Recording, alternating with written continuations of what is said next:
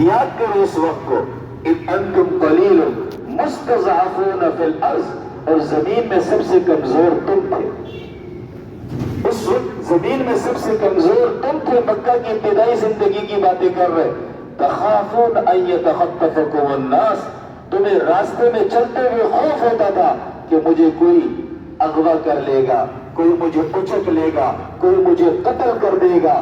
نہ میری جان محفوظ، نہ میرا مال محفوظ. وہ وقت تھا. اور اس کے بعد فرمایا حالات تو ایسے تھے، فآواکم، تمہارے رب نے تم کو ٹھکانہ دیا، تمہارے رب نے تم کو ٹھکانہ دیا مدینہ کی صورت میں، تمہارے رب نے تم کو ٹھکانہ دیا مدینہ کی صورت میں. وَأَيَّدَكُمْ بِنَصْرِهِ، اور انہوں نے ہر لحاظ سے تمہاری مدد کی. وَرَزَقَكُمْ مِنَ الطَّيِّبَاتِ، اور اس اللہ نے تمہارے لیے مدینہ کی سرزمین میں پاکیزہ رزق کا بندوبست فرمایا. اور اس کے بعد فرمایا لعلکم تشکرون، تاکہ تم شکر گزار بن جاؤ، تاکہ تم شکر گزار بن جاؤ. اس وقت جب تم اکیلے تھے، تمہارے پاس قوت نہیں تھی، تمہارے پاس طاقت نہیں تھی، تمہارے پاس کھانے کو کچھ نہیں تھا، اس اللہ نے تمہاری مدد کی، سر چھپانے کے لیے جگہ دیا، گھر بنانے کے لیے زمین دی، روزگار مہیا کیا، اور انصار کی صورت میں تمہارے مددگاروں کو کھڑا کیا، اور اللہ نے تمہیں ایک مملکت دی، ایک شہر دیا، اور ایک اسلامی مملکت بنی مدینہ کی صورت میں. تمہاری کیا حیثیت تھی؟ اللہ نے تمہاری مدد کی. تو گویا کہ ان آیات کے اندر اللہ تبارک و تعالی حضرات صحابہ کرام کو فرما رہے اپنی ابتدائی حالات کو یاد کرو، اپنے ابتدائی حالات کو یاد کرو. تو عزیزان محترم، حضرات صحابہ کرام کو خطاب کرتے ہوئے، حضور علیہ الصلوۃ والسلام کو خطاب کرتے ہوئے در حقیقت ہمیں بھی دعوت فکر ہے کہ تم بھی اپنے ابتدائی وقت کو یاد کرو. تمہارے پاس کیا تھا؟ تم لٹے پٹے آئے تھے پاکستان. جب تم پاکستان آئے تھے تو سرکاری دفاتر نہیں تھے، سڑکوں پر ٹینٹ لگا کر لوگ اس وقت لائن لگا کر کام کر رہے تھے، اور مملکت پاکستان کی ملکیت میں کچھ بھی نہیں تھا، کچھ بھی نہیں تھا. حتیٰ کہ راشن کارڈ تقسیم ہوتے تھے اس زمانے میں، اس راشن کارڈ کی بنیاد پر لوگوں کو راشن دیا جاتا تھا. خیر ہم نے وہ وقت تو نہیں دیکھا، ہمارے باپ دادوں نے وہ وقت دیکھا ہے، لیکن ہم نے پڑھا ضرور ہے، سنا ضرور ہے. جو ہمارے درمیان بوڑھے ہیں وہ اس کی گواہی بھی دیں گے. تو عزیزان محترم، اس وقت کی بنسبت آج اللہ نے ہم پر بڑی مہربانی کی، بڑی مہربانی کی ہے. لیکن ہم ان وقت کو بھولنے کے بنا پر، ان نعمتوں کو بھولنے کے بنا پر آج مایوسی ہم پر چھا چکی ہے، آج ہم پر ناشکری چھا چکی ہے. اور ظاہر بات ہے جب انسان مایوسی کی طرف جاتا ہے اسے اندھیرا ہی اندھیرا نظر آتا ہے، اور انسان جب ناشکری کی طرف جاتا ہے موجودہ نعمتیں بھی اللہ سے چھین لیتے ہیں. لہذا مایوسی کفر ہے، مایوسی کفر ہے. اور ان آیات کے اندر، ان احادیث کے اندر مایوسی کی مذمت کی جا رہی ہے. مسلمان اور مایوس ہو ہی نہیں سکتا. مسلمان تنے تنہا ہو، مسلمان اکیلا نہیں ہے، اس کے ساتھ اس کی رب کی ذات ہے. اگر اکیلا کوئی ذات ہے وہ اللہ کی ذات ہے. کہتے ہیں کہ جی میرے سر پر کوئی ہاتھ رکھنے والا نہیں ہے، میرا کوئی پوچھنے والا نہیں ہے، تیرا پوچھنے والا بھی ہے. وہ اللہ کی ذات ہے، وہ اللہ کی ذات ہے جو مومنین کا دوست. پھر مسلمانوں پر مایوسی کیوں؟ پھر مسلمانوں پر مایوسی کیوں؟ یہ مایوسی کے اپنے اندر جگہ کیوں دے رہے؟ اپنے دل و دماغ میں مایوسی کیوں لا رہے؟ اور مایوس قوم کبھی بھی آگے نہیں بڑھ سکتی، ترقی نہیں کر سکتی. تو عزیزان محترم، ان آیات کے اندر اسی بات کو بیان فرما رہے. آگے فرمایا اشد الناس. اب ذرا آگے احادیث کی طرف آ جائیے. اس آیت کے مناسبت سے ایک حدیث آپ کے سامنے تلاوت کر رہا ہوں.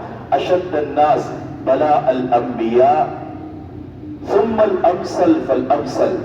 فرمایا کائنات میں سب سے زیادہ مقدس پاکیزہ جماعت انبیاء علیہ الصلوۃ والسلام کی. اس بات کو ہم تسلیم کرتے ہیں؟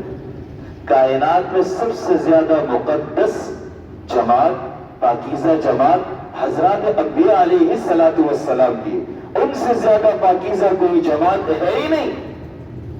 لیکن اللہ کیا فرما رہا ہے؟ اشد الناس، سب سے زیادہ آزمائش، سب سے زیادہ پریشانی میں جس کو ڈالا گیا، اشد الناس، لوگوں میں سے سب سے زیادہ جس پر آزمائش ڈالی گئی، جس کو سب سے زیادہ تکلیف دی گئی، سب سے زیادہ جس کو آزمایا گیا، الانبیاء، وہ کون ہے؟ انبیاء علیہ السلام۔ کائنات میں سب سے زیادہ جن ہستیوں کو آزمایا گیا، جن پر مصیبت کے پہاڑ ڈالے گئے، وہ حضرات انبیاء علیہ السلام۔ ثم الامثل، اور اس کے بعد وہ لوگ جو انبیاء کے سب سے زیادہ قریبی ہے، مثلا حضرات صحابہ کرام یا دیگر انبیاء علیہ السلام کے جو لوگ قریب تھے ان کو بھی صحابی کہتے ہیں۔ حضرت موسیٰ کے ساتھی، حضرت عیسیٰ کے ساتھی، حضرت ابراہیم کے ساتھی، حضرت نوح کے ساتھی، جو قریبی لوگ تھے ان کو صحابہ کہتے ہیں۔ سب سے زیادہ آزمائش اور مصیبت جن پر نازل ہوئی، جن پر اتاری گئی، وہ حضرات انبیاء علیہ السلام ہے۔ ثم الامثل، پھر وہ لوگ جو ان کے قریبی ہیں، پھر فرمایا فالامثل، پھر وہ لوگ جو ان کی بھی زیادہ قریبی ہیں۔ اس کو میں اگر دوسرے انداز میں آپ کے سامنے رکھوں، اللہ سب سے زیادہ اپنے محبوبین کو آزمائش میں ڈالتے ہیں۔ جس کو اللہ تبارک و تعالیٰ جس سے محبت کرتے ہیں، جس کو اپنا قریب کرنا چاہتے ہیں، اسی کو پریشانی کے اندر، اسی کو آزمائش کے اندر، اسی کو مصیبت کے اندر ڈالتے ہیں۔ ہونا تو یہ چاہیے انبیاء پر آزمائش نہ آئے، کیونکہ وہ اللہ کے مقرب ہے، وہ اللہ کے قریبی ہے۔ نیک لوگوں پر مصیبت نہ آئے، مسلمانوں پر مصیبت نہ آئے، وہ تو نیک ہے، مسلمان ہے، صاحب ایمان ہے، لیکن فرمایا یہ دستور نہیں ہے۔ یہاں دستور یہ ہے جو سب سے زیادہ اللہ کو قریبی ہے وہ انبیاء علیہ السلام ہے، ان کو سب سے زیادہ آزمائش میں ڈالی، ان پر آزمائش کے پہاڑ اتارے جاتے ہیں، اور اس کے بعد جو انبیاء کے قریب ہیں اور اس کے بعد جو ان کے قریب ہے ان پر سب سے زیادہ آزمائش کو ڈالی جاتی ہے۔ اور ایک دوسری حدیث میں نبی کریم صلی اللہ علیہ وسلم نے اشارہ فرمایا، اللہ تبارک و تعالی جس سے محبت فرماتے ہیں، نبی کریم صلی اللہ علیہ وسلم نے ارشاد فرمایا، اللہ تبارک و تعالی اپنے جس بندے سے محبت فرماتے ہیں اس پر مصیبت کو بارش کی طرح اتارتے ہیں۔ اللہ اپنے جس بندے سے محبت فرماتے ہیں اس پر مصیبت کو بارش کی طرح اتارتے ہیں، آزمائش کو بارش کی طرح اتارتے ہیں، اور اس کی آزمائش کو دیکھ کر، اس کی چیخ و پکار کو دیکھ کر، اس کی تکلیفوں کو دیکھ کر فرشتوں کو بھی تکلیف ہوتی ہے، اور فرشتے بول پڑتے ہیں، اے میرے اللہ، یہ تو تیرے قریبی ہے، یہ تو تیرا نیک بندہ ہے، یہ تو تہجد گزار ہے، یہ تو اللہ والوں سے تعلق رکھنے والا ہے، اس نے تو سنت کے مطابق داڑھی بھی رکھی ہوئی ہے، یہ تبلیغ میں بھی جاتا ہے، یہ خانقاہ میں بھی جاتا ہے، اس کے بچے مدرسے میں بھی پڑھ رہا ہے، اور بہت ساری خوبیاں ہیں، پھر تو نے اس کو اتنی آزمائش میں کیوں ڈالا؟ فرشتے بھی بول پڑتے ہیں۔ اب اللہ تبارک و تعالیٰ فرشتوں کو کہتے ہیں، اے میرے فرشتے، مجھے اس کا رونا دھونا بہت پسند ہے، میں چاہتا ہوں یہ میرے سامنے روئے دھوئے۔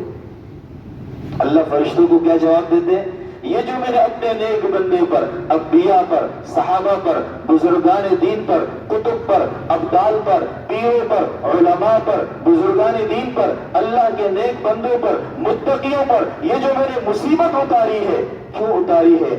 مجھے ان کا رونا دھونا بہت زیادہ پسندیدہ ہے، مجھے ان کو آہ و بکا مجھے بہت زیادہ پسندیدہ ہے۔ یہ جو روتے ہیں، آوازیں نکالتے ہیں، مجھے وہ رونا، وہ آوازیں بہت محبوب ہے۔ اس کی مثال یوں ہے، جسے آپ نے دیکھا بسا اوقات بچے رو رہے ہوتے ہیں، اور بچے رو رہے ہوتے ہیں، والدین ہنس رہے ہوتے ہیں، والدین ہنس رہے ہوتے ہیں، ٹافی دے سکتے ہیں لیکن دیتے نہیں ہیں، وہ کہ تھوڑا سا اور رو کے دکھاؤ۔ ہم یوں بھی کہتے ہیں نا، تھوڑا سا اور رو کے دکھاؤ، کتنا اچھا لگ رہا ہے تمہارا رونا۔ ہم اس کی آج کل تو ویڈیو بھی بنا رہے، میرا بچہ رو رہا ہے، ویڈیو بنا رہے۔ تو بچے کا رونا ہمیں اچھا لگتا ہے، میرے رب کو اپنے بندے کا رونا اچھا لگتا ہے۔ یہ محبت کی دلیل ہے۔ مصیبت کا آنا، پریشانی کا آنا، آزمائش کا آنا اللہ کی ناراضگی نہیں، مصیبت یہ اللہ سے محبت کی دلیل ہے، محبت کی دلیل ہے، ناراضگی کی دلیل نہیں ہے۔ اب فرما رہے سب سے زیادہ اللہ تبارک و تعالی آزمائش کو لاتے ہیں انبیاء پر، اور انبیاء کے بعد ان کے صحابہ پر، صحابہ کے بعد ان کے قریبی لوگوں پر، جو اللہ کے نیک اور مقرب بندے ہیں، ان بندوں پر اللہ آزمائش اور پریشانیوں کو لاتا ہے۔ اگرچہ وہ یہ سوچتا ہے میں نمازی بھی پڑھ رہا ہوں، اگرچہ یہ سوچتا ہے میں تہجد بھی پڑھ رہا ہوں، اگرچہ یہ سوچتا ہے رات کی تنہائیوں میں لوگ غفلت کی نیند سو رہا ہے اور میں اللہ کے سامنے آہ و بکا کر رہا ہوں، پھر بھی مجھ پر مصیبت۔ تو یہ اللہ کی رضامندی کی دلیل ہے، ناراضگی کی دلیل نہیں ہے۔ ہمیں یوں نہیں کہنا چاہیے میرے اس تہجد کا کیا فائدہ، میری ان نمازوں کا کیا فائدہ۔ یہ کفریہ جملے ہیں، یہ کفریہ جملے ہیں، اس سے بچے، اس سے بچے۔ مصیبت آنے پر آپ اپنی نیکیوں کو دیکھ کر یوں کہتے ہیں میں نے فلاں کام کیا، فلاں کی پریشانی کو دور کیا، فلاں اچھا کام بھی کیا، فلاں اچھا کام بھی کیا، پھر بھی پریشانی۔ اس اچھے کام کی بنا پر تو پریشانی ہے، آپ برے کام کرتے تو یہ پریشانی نہ آتی۔ اب اللہ کے محبوب ہیں، اب اللہ کے قریبی ہیں، اللہ کے پسندیدہ ہیں، برگزیدہ ہیں۔ یہ تو حضرات انبیاء علیہ السلام اور حضور کی تعلیمات نے ہمیں یہی سکھایا، یہی سمجھایا۔ تو عزیزان محترم، مختلف واقعات اس قسم کے، مختلف واقعات اس قسم کے نبی علیہ السلام نے تسلی دی۔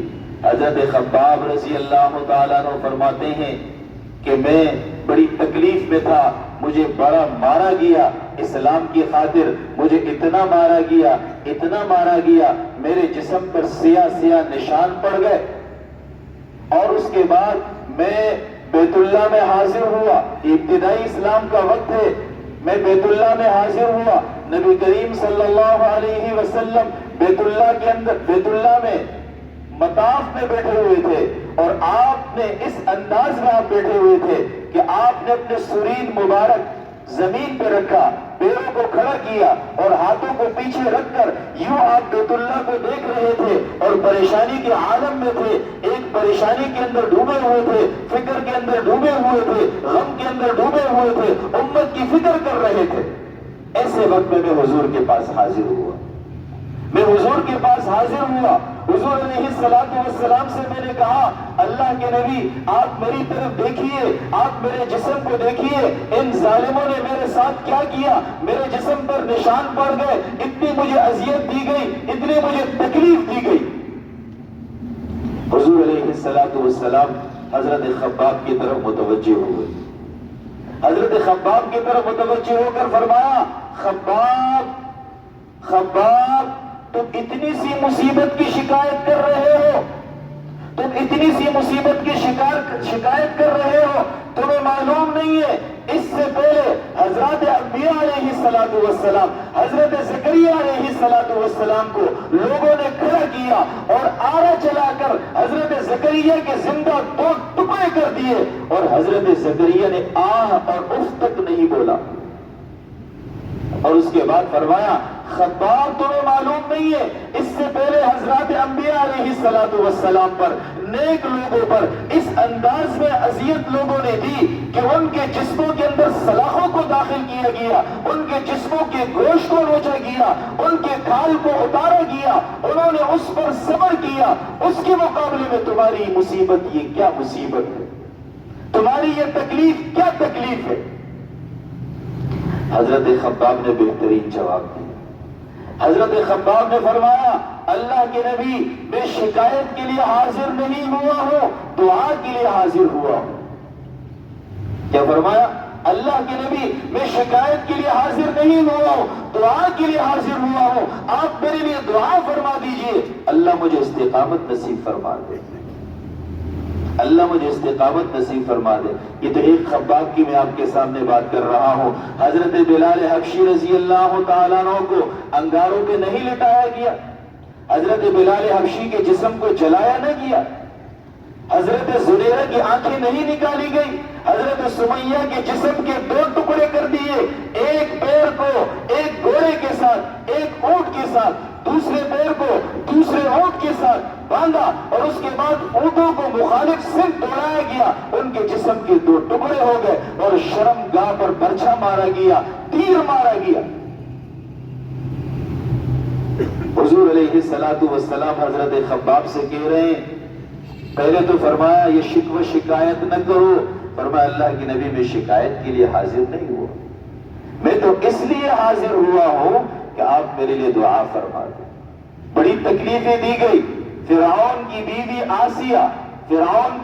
آسیہ جب وہ ایمان قبول کرتی ہے، فرعون سے بغاوت کا اعلان کرتی ہے، فرعون کو پتہ چلتا ہے، اس کے بعد فرعون اس کے رخ کو ایمان سے موڑنے کے لیے اس کو دیوار کے ساتھ باندھ کر اس کے ہاتھوں میں کیل اور سلاخوں کو ڈالا جاتا ہے اور اس کے بعد اس سے کہا جاتا ہے ایمان سے پھر جا، وہ نہیں پھرتی۔ اس کے بعد پلیٹ منگوا کر اس کے کھال کو اتارا جاتا ہے، پورے جسم سے کھال کو اتارا جاتا ہے اور اس کے بعد مرچی منگوا کر اس کے جسم پہ چھڑک دیا جاتا ہے اس زخموں پر، اور وہ خاتون اسی طرح تڑپتے تڑپتے شہید ہو جاتی، تڑپتے تڑپتے شہید ہو جاتی۔ ذرا سوچیے تو صحیح، ہم نے کیا قربانی دی؟ کیا کبھی اسلام کی خاطر ہمیں ایک ڈنڈا بھی لگا؟ کبھی اسلام کی خاطر، ٹھیک ہے بچپن میں آپ نے مار کھایا ہوگا، پڑھنے کی خاطر گھر میں شرارت کی ہوگی، آپ نے چیزیں توڑ دی ہوگی، اماں نے تھپڑ مارا، ابا نے مارا، لیکن اسلام کی خاطر بھی کبھی آپ نے مار کھائی ہے؟ اسلام کی خاطر بھی میں نے اور آپ نے کوئی قربانی دی ہے؟ حضرات صحابہ کرام کی قربانی کو دیکھیے، انبیاء علیہ السلام کی قربانی کو دیکھیے، اور میں اور آپ اپنی زندگی کو دیکھتے ہیں تو ہمیں تو حیات ہے، ہم نے کیا قربانی دی، ہم نے کیا کیا؟ ہم تو صرف اسلام کا نام لے رہے ہیں، ہم تو اسلام پر پورے صحیح معنوں میں عمل بھی نہیں کر رہے، اسلام پر صحیح معنوں میں عمل بھی نہیں کر رہے۔ حضرت تھانوی رحمۃ اللہ علیہ کا ایک قول ذکر کرتا ہوں، حضرت مولانا اشرف علی تھانوی رحمۃ اللہ علیہ عجیب بات ارشاد فرماتے ہیں۔ حضرت مولانا اشرف علی تھانوی رحمۃ اللہ علیہ فرماتے ہیں، حضرت موسیٰ علیہ السلام کی قوم نے نافرمانی کی، اللہ نے ان پر مینڈکوں کا عذاب اتارا، اور ان کے گھر میں مینڈک، ان کے کھانے میں مینڈک، ان کے پینے میں مینڈک، ان کے چارپائی میں مینڈک، جہاں ہر طرف مینڈک ہی مینڈک، اللہ نے مینڈکوں کو عذاب اتارا ان پر۔ حضرت مولانا اشرف علی تھانوی رحمۃ اللہ علیہ اپنی کتاب میں لکھتے ہیں، اپنے وائز میں ارشاد فرماتے ہیں کہ جو اللہ بنی اسرائیل پر بطور عذاب کے مینڈک کو اتار سکتا ہے، وہ اللہ امت محمدیہ کا وہ شخص جو عشاء کی نماز پڑھے بغیر سو جائے، اس کے بستر پر سانپ اور بچھو کو بھی اتار سکتا ہے، وہ اللہ فجر کی نماز نہ پڑھنے والے کے بستر پر سانپ اور بچھو کے عذاب کو اتار سکتا ہے، اور مغرب کی نماز پڑھے بغیر کھانا کھانے والے کے کھانے کو بجائے کھانے کے نالی میں جانے کے سانس کے نالی میں چلا جائے اور وہ تڑپ کے مر جائے، وہ اللہ ایسا کر سکتے ہیں۔ وہ اللہ ان کے چہروں کو بندروں کی شکل میں تبدیل کر سکتے ہیں، خنزیروں کی شکل میں تبدیل کر سکتے ہیں، لیکن دوستو سرور کائنات صلی اللہ علیہ وسلم کی دعاؤں کے بدولت اللہ نے ہمارے چہروں کو مسخ کرنے سے بچا لیا، محفوظ کر لیا۔ لیکن یہ سانپ تو اتر سکتے ہیں نا ہمارے بستروں پر، سانپ تو اتر سکتے ہیں نا ہمارے بستروں پر۔ حضرت تھانوی یہی فرما ہے، جو عشاء کی نماز پڑھے بغیر سو جائے، جب وہ اللہ آسمانوں سے مینڈک کو اتار سکتے ہیں تو ہمارے بسترے پر سانپ اور بچھو کو کیا نہیں اتار سکتے؟ اتار سکتے۔ فجر کی نماز نہ پڑھنے پر سانپ اور بچھو ہمارے کمرے میں آ سکتے ہیں۔ حضرت تھانوی رحمۃ اللہ علیہ نے عجیب بات فرمائی، بات چل رہی تھی مایوسی کا علاج ہے۔ میں نے آپ سے کہا آج قوم میں مایوسی پھیلی ہوئی ہے، ناشکری پھیلی ہوئی ہے، ہر طرف مایوسی کی بات کی جاتی ہے۔ اس مایوسی کو دور کرنے کے لیے چند واقعات، چند باتیں میں نے آپ کے سامنے رکھی۔ ان باتوں میں سے ایک بات غزوہ احزاب بھی ہے۔ غزوہ احزاب کا موقع ایسا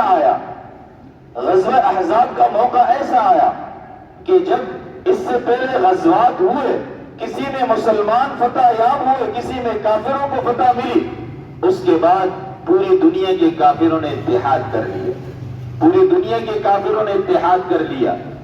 اس میں مکہ مکرمہ کے مشرکین بھی تھے، اس میں مدینہ منورہ کے یہود بھی تھے، اس میں باہر کے کافر بھی تھے، اس میں بت پرست بھی تھے، جتنے بھی کافر تھے مسلمانوں کے خلاف ایک ہو گئے تھے، اور وہ کہنے لگے یہ مٹھی بھر لوگ ہم پر غالب آ رہے ہیں، ہم ان کو ایسے ہی مسل دیں گے جیسے چھوٹے چھوٹے پودوں کو مسل دیا جاتا ہے، ہم ان کے چراغ کو گل کر دیں گے۔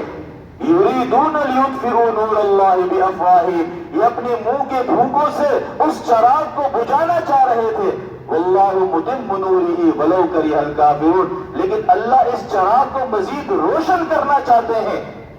بظاہر اگر ہم دیکھیں اسلام کے خلاف، مسلمانوں کے خلاف لوگوں نے ابتدا سے اتنی سازشیں کی ہیں، اتنی سازشیں کی ہیں، انداز بدل بدل کر، الفاظ بدل بدل کر، رنگ بدل بدل کر، مسلمانوں کا نام و نشان نہیں ہونا چاہیے تھا دنیا میں، لیکن وہ اللہ ہے جو باقی رکھنے والا ہے۔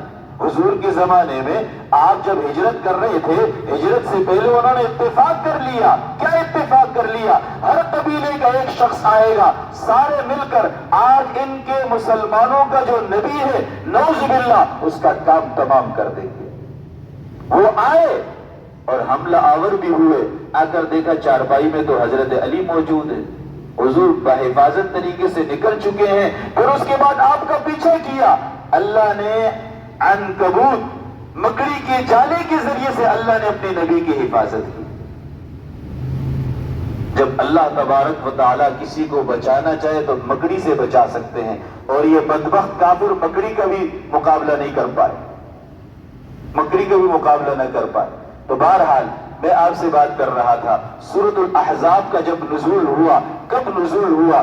سورۃ الاحزاب اس وقت نازل ہوئی سارے کافر متحد ہو گئے، سارے کافر متحد ہو گئے۔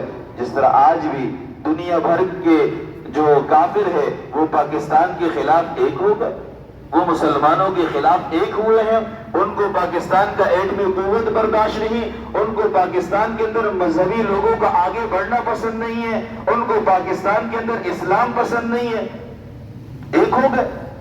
احزاب کا موقع ہے، اب سارے ایک ہو گئے، اور مسلمان 3000 ہے، وہ 30,000 سے بھی زیادہ ہے، آگے مدینہ منورہ کا محاصرہ کرنے کے لیے۔ اب حضور نے سوچا اتنے بڑے لشکر سے ہم کیسے مقابلہ کریں گے، اتنے بڑے لشکر سے کیسے مقابلہ کریں گے؟ حضرت سلمان فارسی رضی اللہ تعالیٰ عنہ نے فرمایا، اللہ کے نبی جب ہمارے فارس میں اس قسم کے حالات ہوتے تھے تو ہم خندقیں کھودتے تھے، خندقیں کھودتے تھے تاکہ دشمن ہماری طرف نہ آئے، نہ آ سکے اور ہم پر حملہ آور نہ ہو سکے۔ بالفاظ دیگر ہمارے لاش سے گزر کر وہ آئیں گے، بالفاظ دیگر وہ ہمارے لاش سے گزر کر ہماری طرف آئیں گے۔ اور حضرت سلمان رضی اللہ تعالیٰ عنہ کے اس مشورے کے بنا پر صحابہ نے خندقیں کھود دی، اور 10 دن تک مقابلہ ہوتا رہا، کفاروں کو کامیابی نہ ملی۔ بالآخر اللہ نے تیز ہواؤں کو بھیجا، طوفان کو بھیجا، اس طوفان نے کفار کے خیموں کا تہس نہس کر دیا، ان کے کھانے کے برتن اڑ کر چلے گئے، اور بالآخر مسلمانوں کو فتح یابی نصیب ہو گئی، فتح یابی نصیب ہو گئی۔ حتی اذا استیأس الرسل وظنوا انہم قد کذبوا، اللہ فرمائے سب سے زیادہ صابر انبیاء علیہ السلام ہے، لیکن اس کے باوجود ان پر ایسی مصیبت آئی، ایسی پریشانی آئی، حتی اذا استیأس الرسل، انبیاء نا امید ہو گئے، وہ کہنے لگے شاید اللہ نے جو وعدہ کیا وہ وعدہ ٹھیک نہ ہو، ایسے نا امید ہو گئے۔ جب وہ نا امید ہو گئے اللہ کی مدد آ گئی، اللہ کی مدد آ گئی۔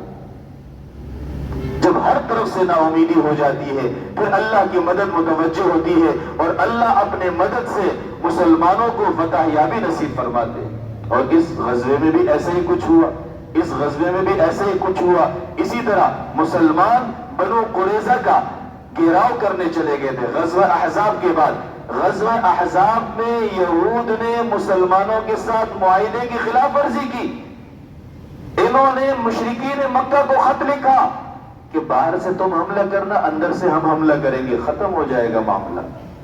لیکن اللہ تبارک و تعالیٰ نے مسلمانوں کو فتح یابی نصیب فرمائی.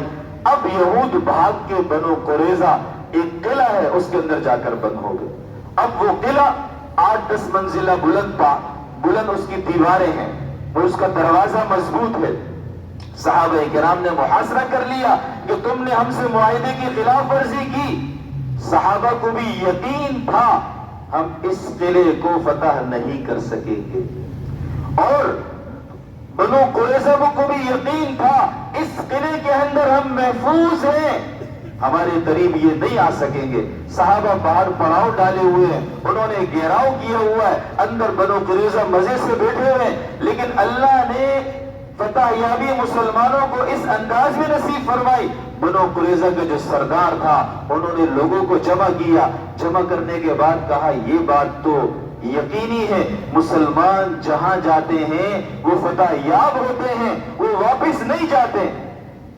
اور اس کے اس کہنے کی بنا پر ان یہودیوں کے دل میں اتنا خوف آیا وہ قلعے کے پچھلے دروازے سے قلعے کو خالی کر کے بھاگ گئے اور مسلمانوں کو فتح یابی نصیب ہوئی. لڑے بغیر اللہ نے ان کے دل میں خوف ڈال دیا، اتنا خوف ڈال دیا کہ وہ بھاگ گئے. جیسے افغانستان سے امریکہ خوف کی بنا پر اپنا ساز و سامان چھوڑ کے بھاگا، ساز و سامان چھوڑ کے بھاگا، اس طرح وہ بھی بھاگے. مسلمان بھاگنے والے نہیں ہے، کافر بھاگنے والے. تو اس قسم کے بے شمار واقعات ہیں جن واقعات کے اندر امت کو مایوسی دور کرنے کی تعلیم دی گئی ہے، ناشکری سے بچنے کا حکم دیا گیا ہے. تو عزیزان محترم آخری بات کو بیان کر کے میں اپنی بات کو ختم کروں گا. نبی کریم صلی اللہ علیہ وسلم کو اپنی امت سے، اپنے اولاد سے بڑھ کر محبت تھی. نبی کریم صلی اللہ علیہ وسلم کو اپنی امت سے، اپنے اولاد سے بڑھ کر محبت تھی. اس کی مثال جب آپ کا آخری وقت آیا، نزاع کا عالم تھا، جبریل امین تشریف لائے، اسرائیل بھی تشریف لائے. جبریل امین نے دستک دینے کے بعد فرمایا حضور اگر اجازت ہو تو میرے ساتھ اسرائیل بھی ہے، اور اللہ نے آپ کو اختیار دیا ہے اگر آپ چاہیں دنیا میں طویل زندگی رہے، آپ دنیا ہی میں رہیں، اور اگر آپ چاہیں تو ہم آپ کی روح کو قبض کر کے اللہ کے پاس لے جائیں. آپ کیا فرماتے ہیں؟ حضور علیہ السلام نے جواب میں فرمایا جبریل تم ہی مشورہ دے دو، جبریل تم ہی بتا دو. فرمایا کہ آپ کو اختیار ہے. فرمایا جبریل تمہیں معلوم ہے میں ہر چیز میں تم سے مشورہ کرتا ہوں. تو جبریل نے کہا میرے سے اگر مشورہ طلب کرتے ہیں تو آپ کا جانا زیادہ بہتر ہے، اس لیے کہ اللہ آپ سے ملاقات کے مشتاق ہے، اللہ آپ سے ملاقات کے مشتاق ہے، آپ چلیے.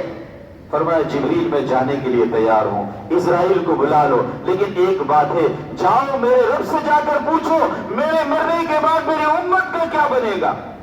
جاؤ رب سے جا کر پوچھو. آج اس امت کو درود شریف پڑھنے کے لیے وقت نہیں، آج اس امت کے پاس نبی کی سنت کو زندہ کرنے کے لیے وقت نہیں ہے، آج اس امت کے پاس تعظیم کا وقت نہیں ہے، عظمت کا وقت نہیں ہے، سنتوں کے مذاق اڑانے کا وقت ہے. حضور نے فرمایا جاؤ میرے رب سے جا کر پوچھ کر آ جاؤ میری امت کا کیا بنے گا، پوچھ کر آ جاؤ. جبریل امین گئے، اس کے بعد آ کر جواب دیا. فرمایا اللہ کے نبی اللہ تبارک و تعالیٰ فرما رہے ہیں آپ اطمینان سے واپس آئیے، اپنی امت کی فکر کرنے کی ضرورت نہیں ہے. آپ کی دعا کی بنا پر آپ کی امت کے چہرے کو مسخ نہیں کیا جائے گا، آپ کی دعا کی بنا پر ان کو اجتماعی عذاب میں گرفتار نہیں کیا جائے گا. ہاں ان کی بدعمالیوں کی بنا پر چھوٹے موٹے عذاب آتے رہیں گے، وہ الگ بات ہے. تو نبی کریم صلی اللہ علیہ وسلم کو اپنی امت سے، اولاد سے زیادہ محبت تھی. اس سے آپ اندازہ لگا لیجیے کیا ہمیں بھی محبت ہے؟ کیا ہم نے بھی کوئی قربانی دی؟ کیا ہم ان کی طرح اپنے چہرے بنانے کے لیے تیار ہیں جس نبی نے اتنی قربانی دی، جو روتے رہے ہمارے لیے، رات بھر جاگتے رہے، آپ کے پیر مبارک پر ورم آ جاتے تھے. اللہ تبارک و تعالی ہمیں ان باتوں کو سمجھنے کی، ان پر عمل کرنے کی توفیق مرحمت فرمائے. وآخر دعوانا ان الحمد للہ رب العالمین.